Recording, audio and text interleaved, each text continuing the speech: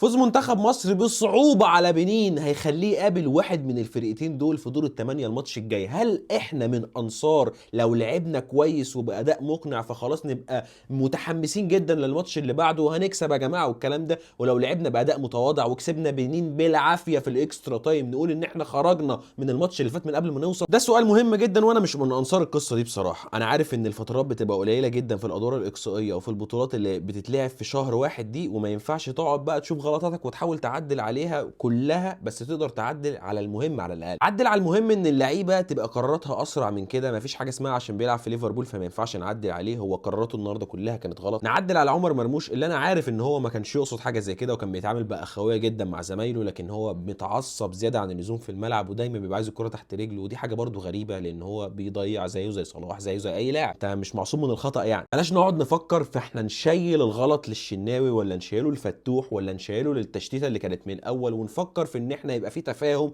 ما بين خط الدفاع وبعض اللعيبه، تسمع بعض وتثق في بعض شويه. كل دي حاجات تخلينا نعدي باذن الله زي ما عدينا من كوت ديفوار قبل كده اكتر من مره، وباذن الله للدور اللي بعده.